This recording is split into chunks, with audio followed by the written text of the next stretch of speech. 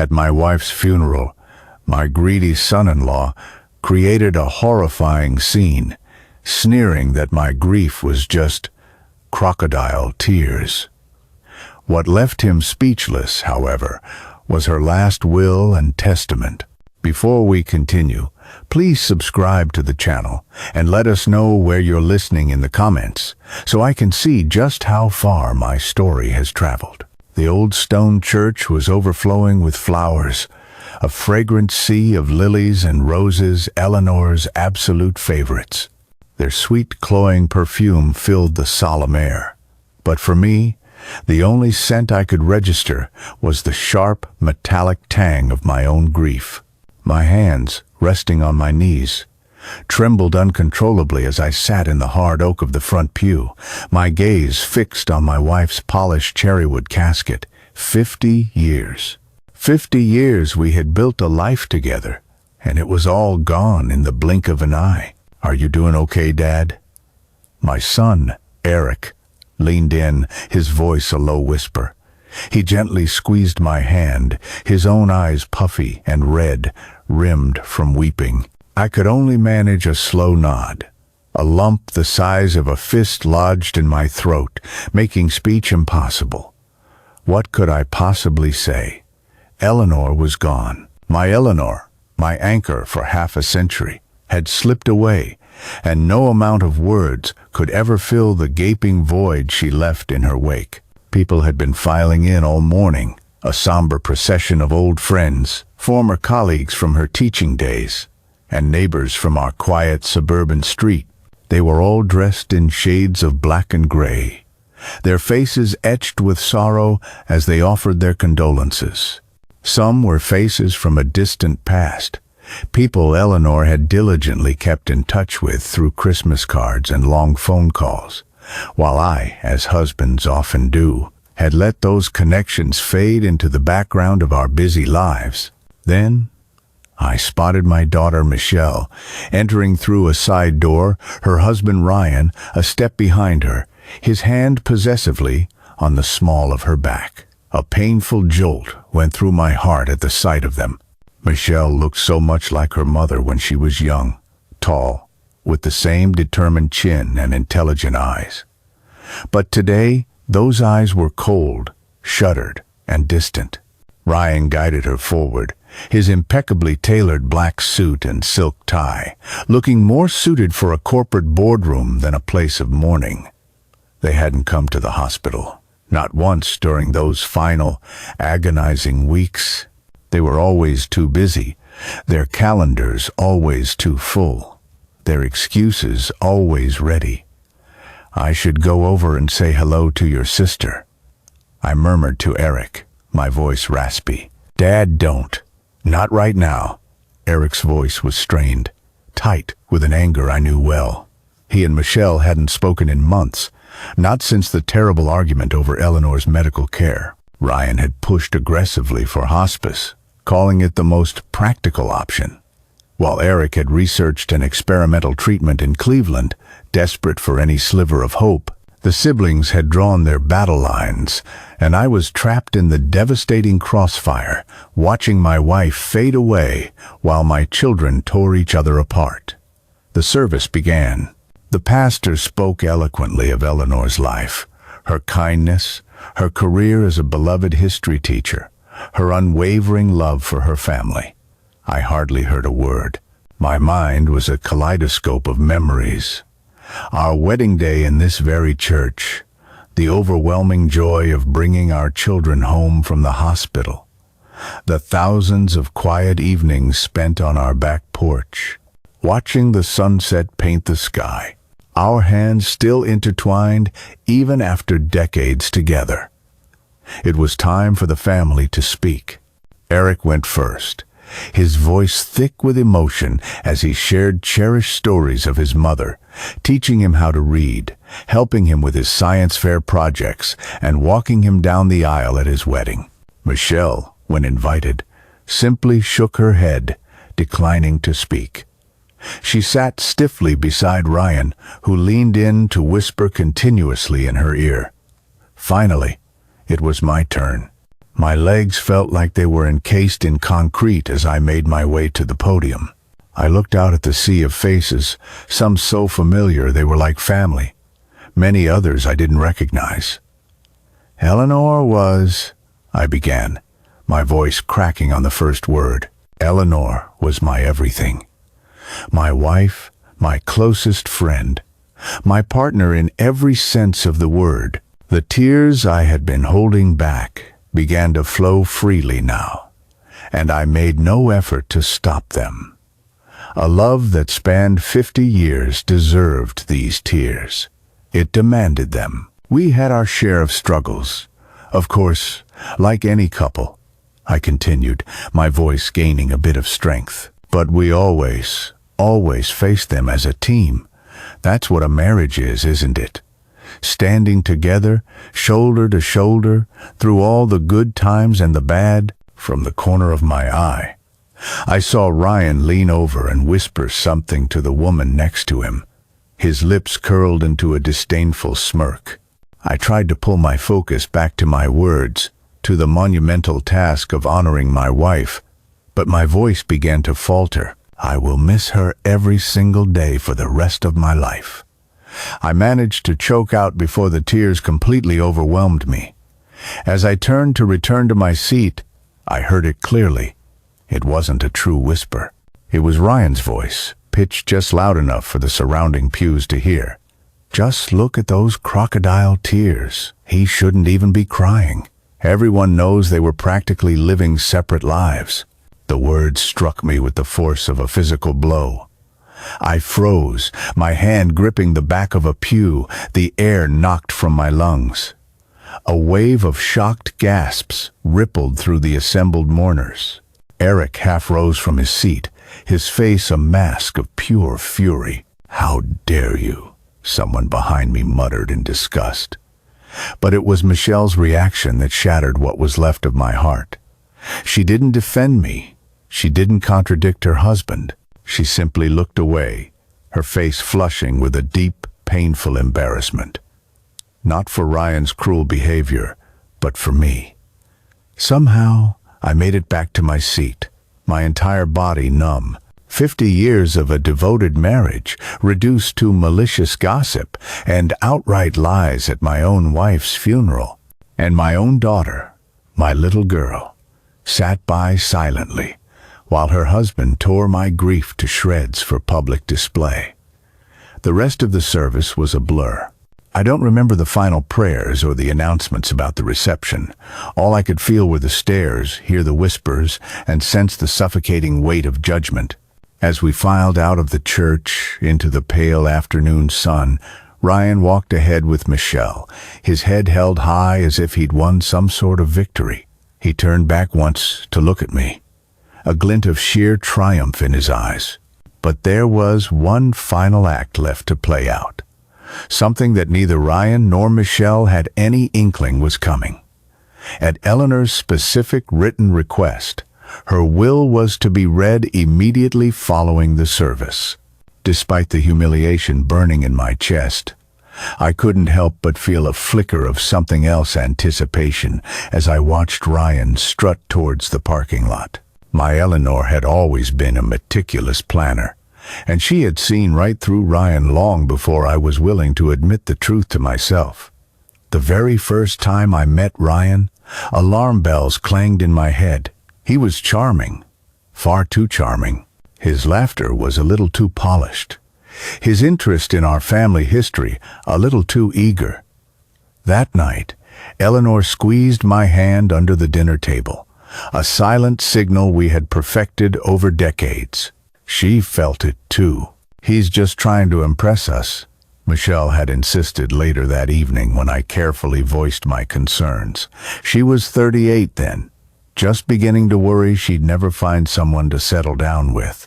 Ryan was handsome, intelligent, and, by all appearances, completely smitten with her. Who was I to stand in the way of my daughter's happiness? The wedding was a lavish affair, far more elaborate than anything Michelle had ever wanted before. But Ryan had insisted, And somehow my practical, frugal daughter agreed to spend nearly her entire life savings on the single event. Eleanor and I contributed what we could, though Ryan made it subtly clear our offering was inadequate. Your parents don't really grasp the importance of appearances, do they? I overheard him telling Michelle during the reception. It's sweet, though, in a sort of old-fashioned way. The changes in Michelle were subtle at first. She started calling less frequently. Family dinners, once a weekly tradition, became monthly, then quarterly. When they did visit, Ryan always found a reason to cut the evening short. Michelle needs her rest. She's been working so hard, he would say, though I could see in my daughter's eyes that she wanted to stay longer. Then came the excuses. Missed birthdays, canceled holidays, forgotten anniversaries, always accompanied by profuse, seemingly sincere apologies and promises to make it up next time, a next time that rarely materialized. When Eric's wife gave birth to their first child, Michelle and Ryan arrived at the hospital 3 days late. We had a crucial charity event, Ryan explained, not bothering to hide his complete disinterest in his new nephew. You know how important these connections are for Michelle's career. The charity events, the business dinners, the networking opportunities, they all seemed to mysteriously coincide with family gatherings. Ryan ensured Michelle's calendar was perpetually full, leaving precious little time for simple visits or phone calls home. Then came the comments, like poison dripped slowly and methodically into Michelle's ear. Your parents are so set in their ways, he would say, always just within my hearing. They mean well, of course, but they just don't understand how the world works now. Or, it's sweet how your dad still thinks he needs to take care of you. Some fathers just can't let go, can they? And the worst of all, they always make me feel like I'm not good enough for you, like no one would ever be good enough for their precious daughter. Michelle would defend us weakly at first, but over time, her defenses crumbled until there were none at all. It was simply easier for her to agree with him, to keep the peace with her husband. The real breaking point arrived 3 years ago when Eleanor was diagnosed with cancer. The doctors in Philadelphia were optimistic. They had caught it early, but the treatment would be aggressive and expensive. We need to discuss care options, Ryan said during a tense family meeting. These treatments are going to completely drain your retirement savings. And for what? A few more years? Even Michelle looked shocked by his breathtaking callousness. But Ryan quickly backtracked, his eyes filling with manufactured tears. I'm just so worried about you both, he said, squeezing my hand with his perfectly manicured fingers. I only want what's best, and sometimes that means making difficult choices. Somehow, he twisted his cruelty into a performance of profound concern. And Michelle, desperate to believe her husband wasn't calculating the financial burden of keeping her own mother alive, accepted his explanation. When Eleanor recovered after the first round of treatment, I could see the flicker of disappointment in Ryan's eyes. He had been counting on her illness to give them access to our savings, modest as they were. The questions started soon after. Had we updated our will? Was the house paid off? What about her life insurance policy? All were asked with a practiced casualness, as if he were merely showing a dutiful interest in our well-being. Eleanor saw through it all. One night, after another strained family dinner where Ryan had grilled us about our finances, she took my hand and led me to her small study. I need to make some changes, Arthur, she said quietly, pulling out a file of legal documents. I've been thinking about this for a while. I nodded, understanding immediately. Michelle won't like it, Eleanor sighed, looking suddenly older than her 73 years. Michelle isn't thinking clearly. Hasn't been for years. But someday, she'll see the truth. And when she does, we need to make sure she's protected. The girl we raised is still in there, Arthur. She's just lost right now. Over the next few months, Eleanor met with our attorney, Mr. Henderson, several times. She never shared the specific details with me, only saying that she was setting things right. When the cancer returned last year, more aggressive and relentless than before, she seemed almost at peace with it. "Promise me something," she said one night as I sat by her hospital bed, holding her frail hand. "Promise me you won't tell them about the changes to the will until after I'm gone. Ryan will just try to make Michelle contest it." "Eleanor, don't talk like that. You're going to beat this again." She offered a weak smile, but we both knew the truth. The treatment wasn't working this time. "Promise me, Arthur." I promised. And I kept that promise through the horrible final months, through the transition to hospice care, through the painful, drawn-out goodbye. I kept it when Ryan stopped visiting entirely, claiming the sight of Eleanor in a hospital bed was too upsetting for him. I kept it when Michelle came alone, looking awkward and guilty, unable to meet my eyes. I kept it at the funeral, even as Ryan's cruel words echoed in my ears. And I kept it as we drove to the attorney's office, where Eleanor's last wishes would finally be revealed. Ryan sat across the polished mahogany table from me now, impatience etched on his handsome face as we waited for Mr. Henderson to prepare the documents. He kept checking his expensive watch as if he had somewhere more important to be. "Let's hope this doesn't take too long," he whispered to Michelle. "We need to start figuring out what to do with the house. The market in this area is hot right now." Michelle nodded absently, but I caught a flicker of discomfort in her eyes.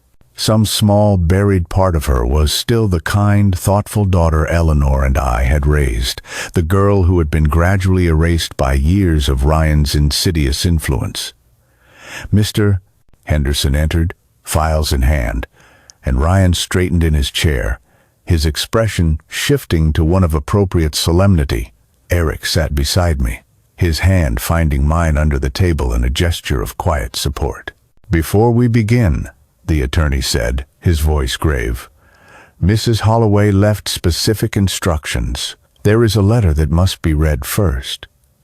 He handed me an envelope, my name written on the front in Eleanor's familiar, elegant script. "She asked that you read it aloud, Mr. Holloway." My hands trembled as I opened it, wondering what final words my wife had left for us, and what kind of bombshell was about to drop. I unfolded the letter, the paper feeling worn, as if she had written and rewritten it many times before finding the exact right words. I cleared my throat and began to read. "My dearest family, if you are reading this, it means I've moved on to whatever comes next.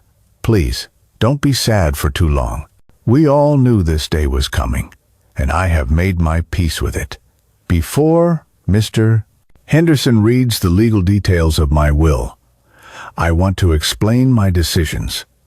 Throughout my life, I have always tried to do what's right, not what's easy. This final act is no different. Arthur, my love, you gave me 50 beautiful years. You stood by me through every success and every failure, through health and sickness. You were my anchor when the world seemed to be spinning out of control. Everything I am, everything I ever achieved, I owe to your unwavering support. Michelle, my daughter, I have watched with a heavy heart as you've drifted away from the values your father and I tried to instill in you. I don't blame you. We all lose our way sometimes. I only hope that one day you'll remember who you really are. Eric, my boy, thank you for your incredible strength, especially during my illness.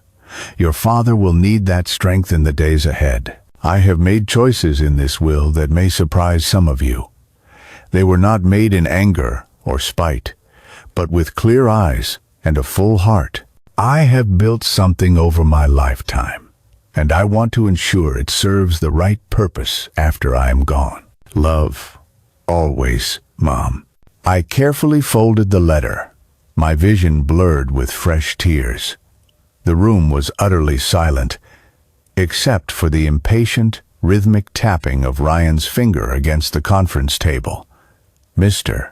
Henderson, Eleanor's attorney for over 30 years, cleared his throat and adjusted his spectacles. Now, to the formal reading of the last will and testament of Eleanor Grace Holloway. Ryan sat up straighter, a faint smile playing at the corners of his mouth. He reached for Michelle's hand, squeezing it in anticipation. To my husband, Arthur Paul Holloway, I leave our family home at 1423 Maple Street, free and clear of any mortgage or lien, along with a monthly stipend of $40 for the remainder of his natural life. I nodded slowly, having expected this much. Our home wasn't grand, but it was ours. Every wall saturated with 50 years of memories. To my son, Eric Thomas Holloway, I leave the sum of $100 and my collection of first edition novels, which he has always admired. Eric gasped softly beside me. The books were valuable, both monetarily and sentimentally. To my daughter, Michelle Ann Holloway Davis, Mr. Henderson continued, his tone unwavering, I leave the sum of $10. Ryan's head snapped up, his smile vanishing instantly. That's it? He hissed, his voice sharp with disbelief. Michelle sat frozen, confusion etched across her face. Mr.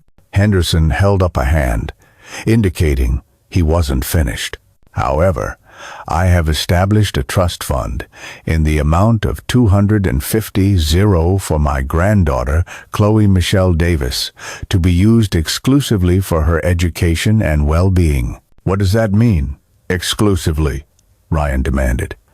It means, Mr.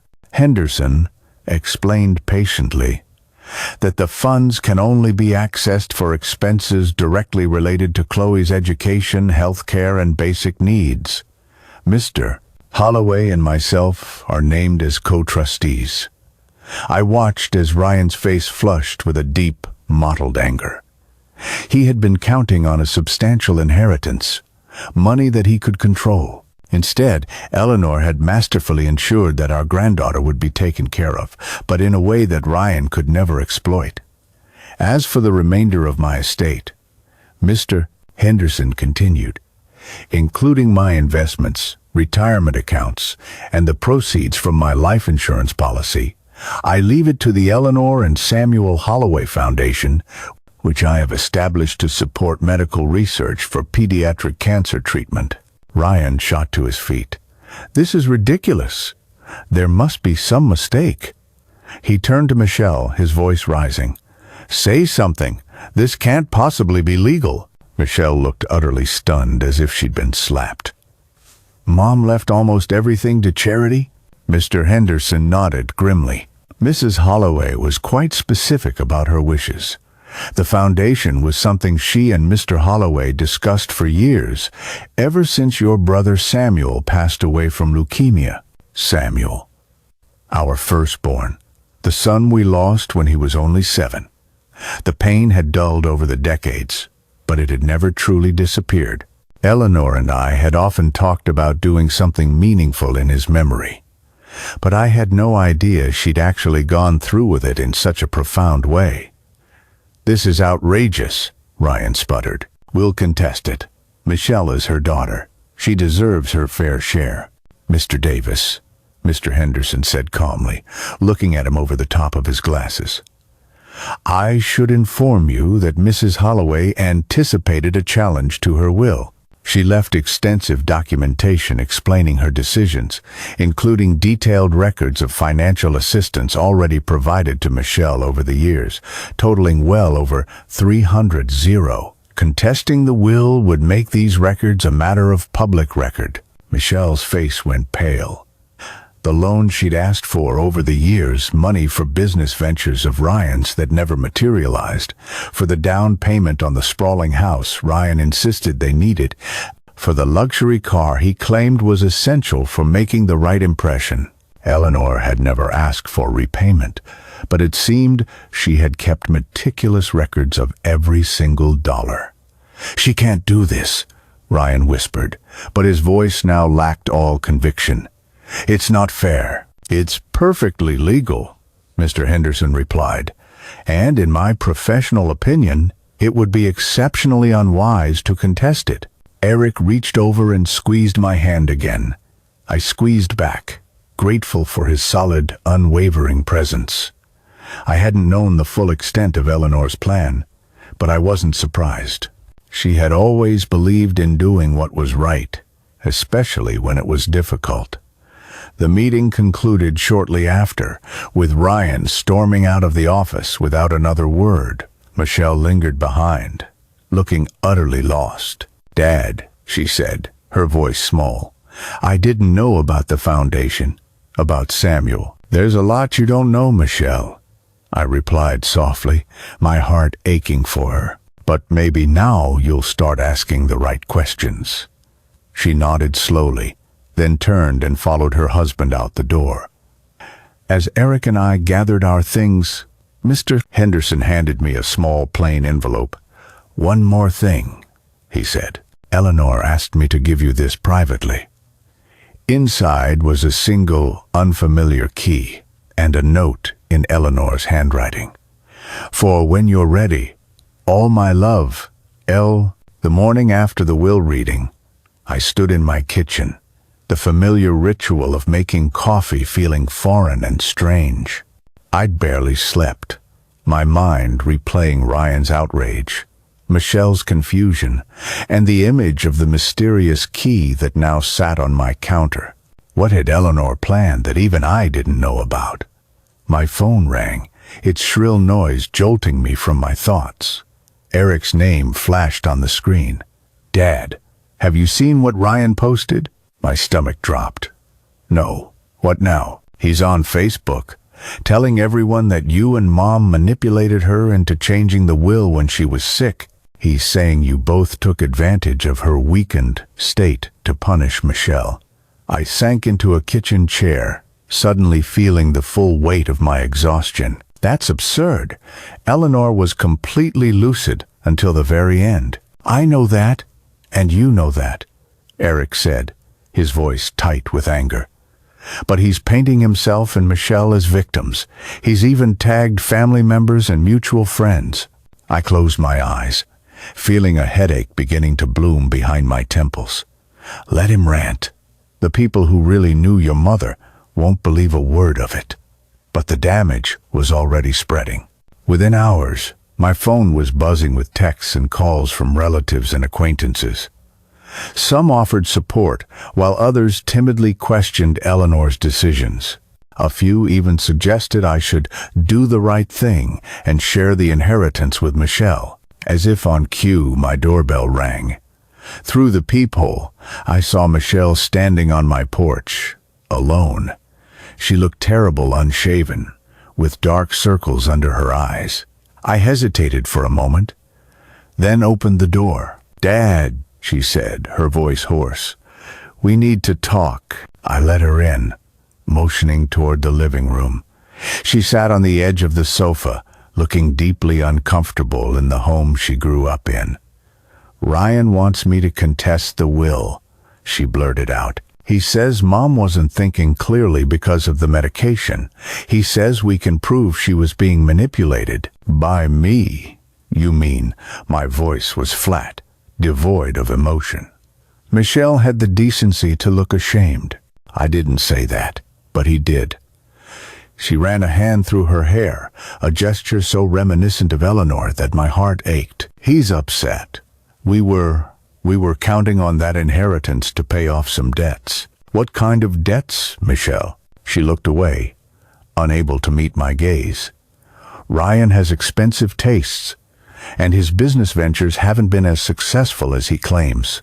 "So he married you expecting your mother's money to solve his problems? That's not fair, Dad. Isn't it? When is the last time he showed any genuine interest in your mother? In me? In this family?" She didn't answer, which was answer enough. "Your mother loved you, Michelle. But she wasn't blind. She saw what was happening, how Ryan was isolating you, how he was always angling for money. Mom could have talked to me if she was concerned, Michelle argued weakly. Would you have listened? I challenged. Or would you have reported everything back to Ryan, who would have then convinced you we were just being difficult, as usual? Her silence confirmed what I already knew. If you contest this will, I said quietly, you'll lose, and you'll destroy whatever relationship we have left. Is that what you want? No, she whispered, but I don't know what to do. Ryan's furious. He says I have to choose between him and you. My heart broke for my daughter, so clearly trapped in a marriage built on manipulation and control. That's not love, Michelle. That's possession. She stood abruptly. I should go. I needed to see you. Michelle, I called as she reached the door. Your mother left something for you. Something that's not in the will. She turned, a flicker of confusion in her eyes. What? A chance to remember who you really are. After she left, I sat alone in the quiet house, memories of Eleanor surrounding me. Her favorite armchair, still holding the faint impression of her body. The collection of antique maps she'd been framing. The family photos that chronicled our life together. I picked up the mysterious key again, turning it over and over in my hands. What had Eleanor left for me to find? That evening, as I was sorting through a stack of sympathy cards, the doorbell rang again. This time, it was Ryan, perfectly put together in an expensive suit, his face a mask of practiced concern. Arthur, he said, his voice syrupy sweet. I thought we should talk, man to man. I almost shut the door in his face, but a grim curiosity got the better of me. I stepped aside, letting him enter. He glanced around the living room, assessing everything with a critical, calculating eye. This house has so much potential. With the right renovations, it could be quite valuable. It's not for sale, I said flatly. His smile didn't reach his eyes. Of course not. But let's be practical. This place is much too big for just you, and the upkeep will be expensive. I'll manage. He sat without being invited, crossing his legs elegantly. I'll be direct. Michelle deserves her fair share of her mother's estate. Eleanor wasn't thinking clearly when she made those changes. If you agree to contest the will with us, we could come to an arrangement that benefits everyone.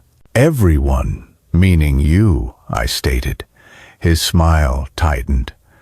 This foundation is a lovely idea, but charity begins at home, don't you think?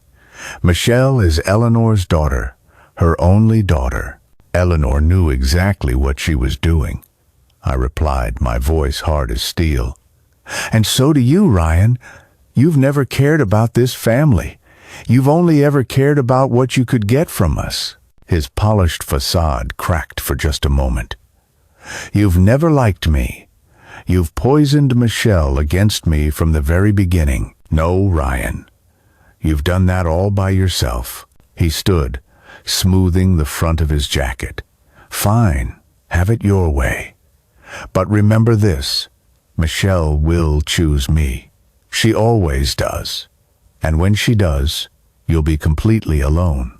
After he left, I sank into Eleanor's chair, feeling the crushing weight of his threat. Was he right? Would Michelle choose him, as she had so many times before? The thought of losing my daughter completely made my chest ache with a grief that felt new and separate from the loss of my wife. That night, I dreamed of Eleanor. We were young again, walking along the beach in Cape May where we'd spent our honeymoon. Trust me, Arthur, Dream Eleanor said, smiling that familiar, radiant smile. Everything will be all right. I woke with tears on my face, but also with a strange and unexpected sense of peace.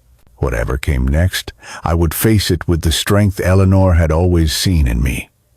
The next morning, I received a text from Michelle.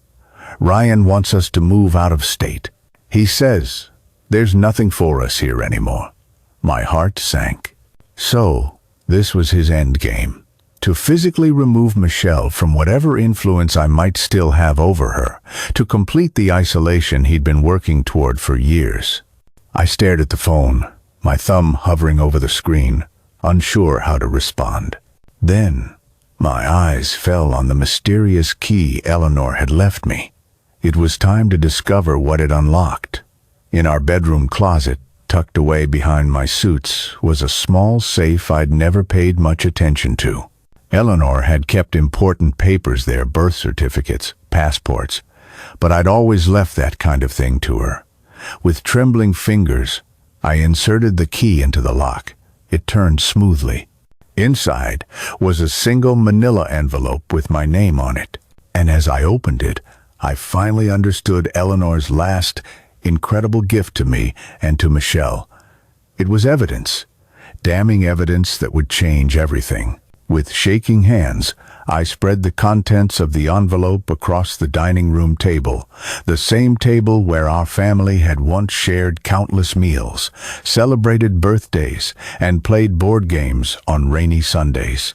Now, it held the chilling proof of Ryan's deception.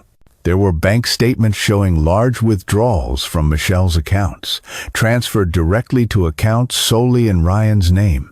Credit card statements revealed a pattern of extravagant purchases of luxury items, made during the same months he claimed they were struggling financially. There were screenshots of private messages between Ryan and his friends, in which he openly mocked our family, calling Eleanor and me his walking ATMs, and discussing in detail how he planned to cash in once Eleanor passed away.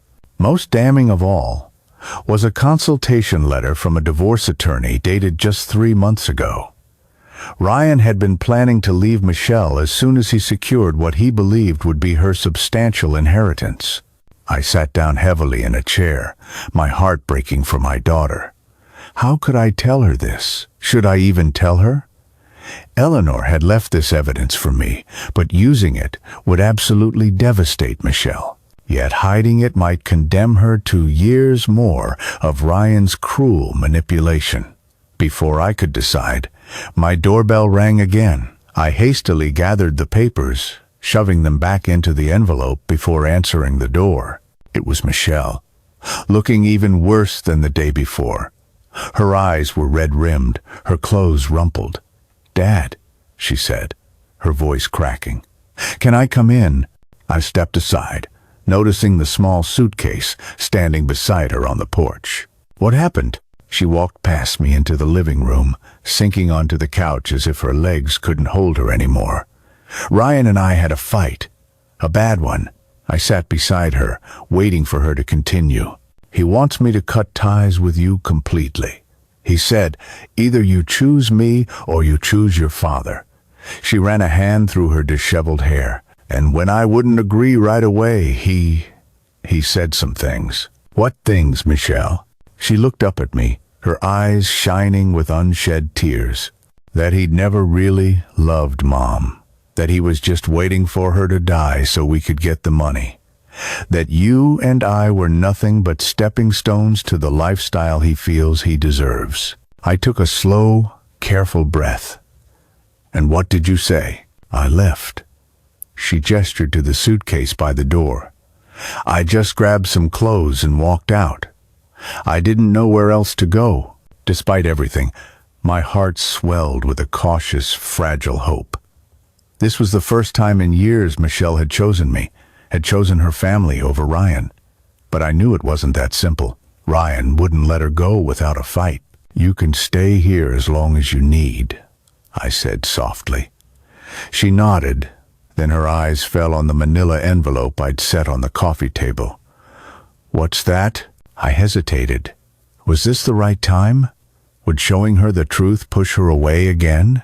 But looking at my daughter, truly seeing her for the first time in years, vulnerable and hurt but with a flicker of her old self in her eyes, I knew I had to trust her with the truth.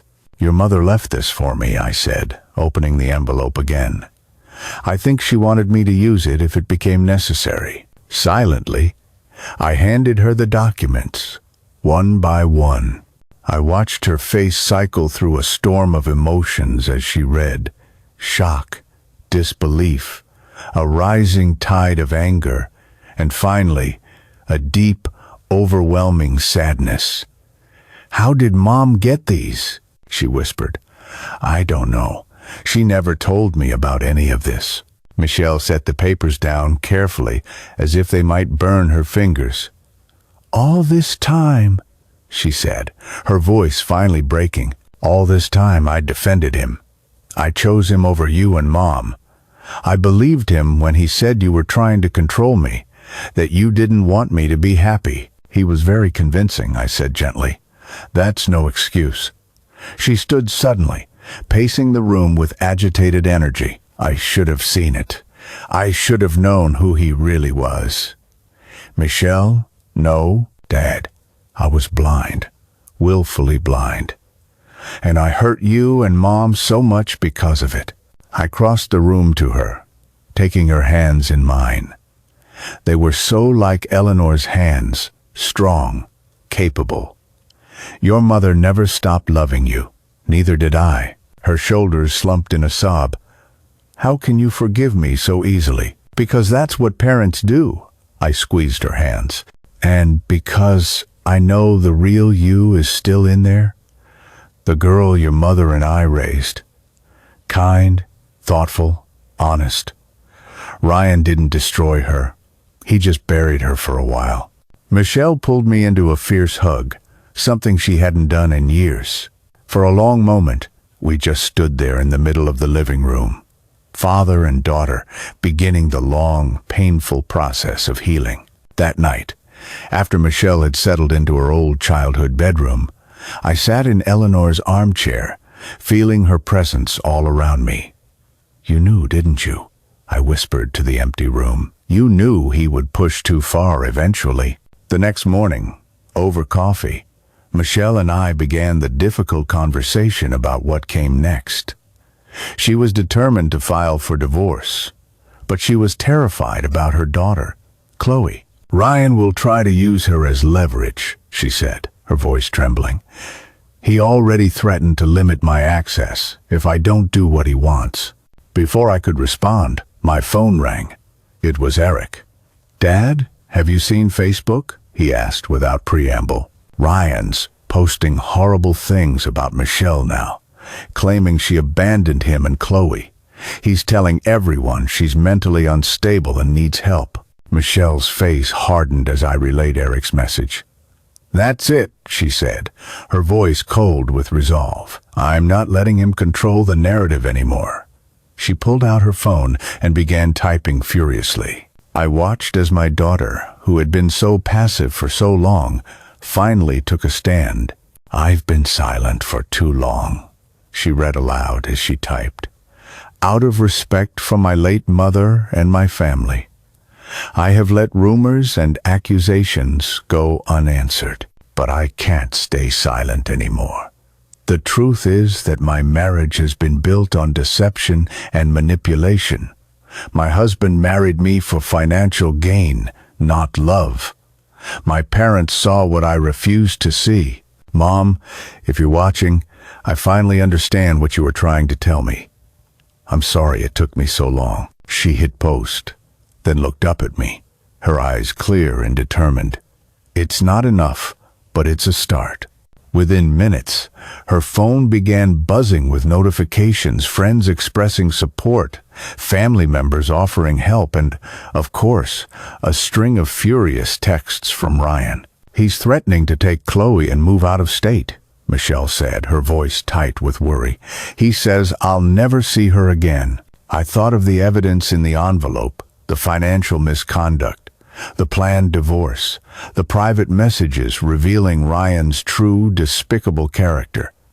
Eleanor had provided us with everything we needed. "He won't take Chloe anywhere," I said with newfound determination. "Your mother made sure of that." Michelle looked at me, a spark of hope in her eyes for the first time in days. "What do you mean?" "I mean, Eleanor Holloway was always 3 steps ahead of everyone else," I replied, reaching for the envelope. And she left us a roadmap for dealing with Ryan. As I laid out the plan Eleanor had so carefully put in motion before her death, I felt a warmth spreading through my chest. My wife was gone, but her love and her fierce protection surrounded us still. She had known this day would come, and she had prepared for it with her characteristic thoroughness. For the first time since Eleanor's diagnosis, I felt the immense weight on my shoulders begin to lighten. We had a long, difficult road ahead, but we would walk it together, father and daughter, with Eleanor's wisdom guiding our every step. Ryan had underestimated all of us. Eleanor, with her quiet foresight, me with my patient strength, and Michelle, whose true character was finally re-emerging from the shadows. His reign of manipulation was over.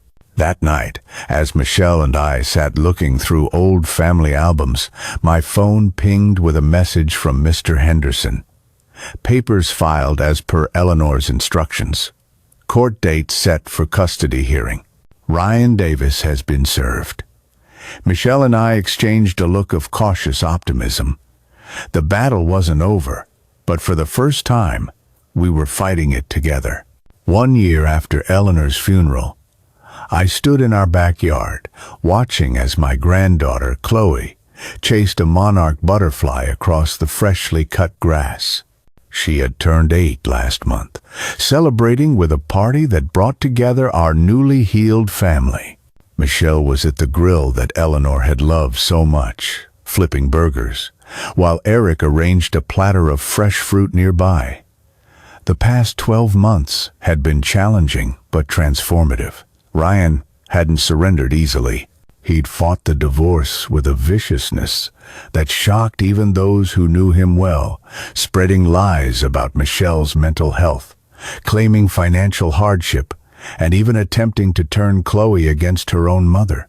But Eleanor's evidence had been decisive. The financial record showing Ryan's deception, the consultation with the divorce attorney, the damning messages discussing his plans to leave Michelle after securing her inheritance, they painted a clear, undeniable picture of a calculating man who had married for money, not love. The judge had awarded Michelle primary custody, with Ryan granted supervised visitation until he completed counseling. He'd left the state shortly after, moving to California with a new girlfriend. His visits with Chloe had become increasingly infrequent. "Dad," Michelle called from the grill, "these are almost ready." I nodded, smiling as she expertly flipped a burger, just the way Eleanor had taught her. My daughter had changed so much over the past year, shedding the passive, uncertain shell she'd developed during her marriage. The real Michelle, thoughtful, kind, confident, had finally re-emerged. She had moved into a small house just 3 blocks away, close enough for Chloe to walk to my place after school. Our relationship had healed slowly, painfully at times, as we navigated years of hurt feelings and misunderstandings, but we'd persevered, just as Eleanor would have wanted. "Grandpa, look!" Chloe called, holding up a woolly bear caterpillar she'd discovered. "Can we put it in a jar and watch it turn into a butterfly?" "Of course, sweetheart," I replied. "Your grandma would have loved that. She always had jars of interesting creatures when your mom was little." Chloe grinned, revealing a missing front tooth. "Mom said Grandma Eleanor knew everything about nature." "She knew quite a lot," I agreed, feeling the familiar, gentle ache that came whenever Eleanor was mentioned. The pain had softened over time, transforming from a sharp stab to a dull throb, like an old injury that flares up in cold weather. After lunch, while the kids played a board game on the patio, Michelle helped me clear the dishes. We worked in comfortable silence for a few minutes until she spoke. "I found something yesterday, going through some old boxes in the garage." She reached into her pocket and pulled out a small, worn leather notebook. "I think it's Mom's journal." My heart skipped a beat as I recognized it. Eleanor had carried that notebook everywhere during the last year of her life, jotting down thoughts and observations. I'd assumed it had been lost. "Have you read it?" I asked. Michelle shook her head. "It didn't feel right without you." We sat at the kitchen table, the journal resting between us. With trembling fingers, I opened it to the first page, dated shortly after Eleanor's final diagnosis. "I've been thinking about legacy," Eleanor had written in her familiar slanted handwriting. "Not the money or the property. Those are just things. The real legacy is the values we pass down, the lessons we teach, the love we share that continues long after we're gone." I read aloud, my voice soft. Michelle listened intently, occasionally wiping away a tear. Page after page revealed Eleanor's private thoughts during her final months. Her deep concerns for Michelle, her immense pride in Eric, her undying love for me, and her careful, deliberate planning to protect us all after she was gone. Near the end of the journal, one entry stood out. "Arthur thinks I'm being too harsh with the will. He believes Michelle will eventually see through Ryan without my intervention. Perhaps he's right. He usually is about these things, but I can't leave it to chance. I've seen the pain in my daughter's eyes, the way she's torn between her husband's demands and her love for her family. I have to give her a clear path back to us, even if it means making difficult choices now. I have to trust that the young woman Arthur and I raised is still in there, fighting to get out. And when she does break free, we'll be waiting with open arms, ready to welcome her home." Michelle's shoulders shook with silent sobs. "She knew," she whispered. "She knew I was trapped, and she found a way to free me." I reached across the table and took her hand. "Your mother always saw more than she let on. She believed in you, even when you didn't believe in yourself." Later that evening, as the sun set over the backyard where Eleanor and I had spent countless summer evenings, I sat alone on the porch swing she had built decades ago. The journal rested in my lap, open to the very last entry, dated just 3 days before her death. "My dearest Arthur will find this someday, when the time is right. My love, you have been my heart, my soul, my very breath for 50 years. When you read this, I will be gone. But please know that my love for you continues beyond this life. The hardest part of leaving is knowing I won't see your smile, feel your touch, hear your laugh. But I go peacefully, knowing I've done everything I can to protect our family. Remember what I always told you about gardening? Sometimes you have to prune away the diseased branches so the healthy ones can thrive. Ryan was the disease threatening our family tree. By the time you read this, the pruning will be done, and the healing will have begun. Trust the process, my love. Trust in Michelle. And most importantly, trust in yourself. You are stronger than you know. Until we meet again. All my love, Eleanor." Tears flowed freely down my cheeks as I closed the journal. The porch swing creaked gently, almost as if Eleanor were sitting beside me, pushing it with her foot as she always had. "Grandpa?" Chloe's small voice startled me from my reverie. She stood in the doorway, her pajamas rumpled, a stuffed bear tucked under one arm. "Mom said I could stay with you tonight. Is that okay?" I wiped my eyes and smiled. "Of course, it's okay. You can sleep in the guest room, or—" I hesitated, then continued. "You can sleep in Grandma's study on the pull-out sofa. She always said it was the best spot in the house for sleeping." Chloe's face lit up. "Really? In Grandma's special room? Really? She'd like that, I think." After tucking Chloe into the sofa bed, surrounded by Eleanor's books and maps, I paused in the doorway. My granddaughter's tousled head rested on the same pillow where Eleanor had taken countless afternoon naps. The circle of life, continuing, despite loss and grief. Michelle appeared beside me, watching her daughter sleep. "Thank you, Dad," she whispered, For everything. I leaned against her, drawing strength from her presence. Your mother would be so proud of you, of all of us, together. We closed the study door softly and walked back to the porch. The night was warm, the sky clear and filled with a million stars. Eleanor had loved nights like this. Do you think she knew how it would all turn out? Michelle asked, gazing up at the constellations her mother had taught her to identify as a child. I thought of the journal, of Eleanor's careful planning, of the way she had orchestrated this final act of love from beyond the grave. Yes, I said with absolute certainty. She knew exactly what she was doing.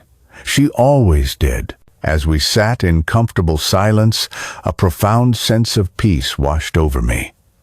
The pain of losing Eleanor would never completely disappear, but it had been transformed into something beautiful. A renewed family, stronger than before, bound together by a love that transcended even death. Eleanor's last act of love had not been the will that silenced Ryan's cruel accusations.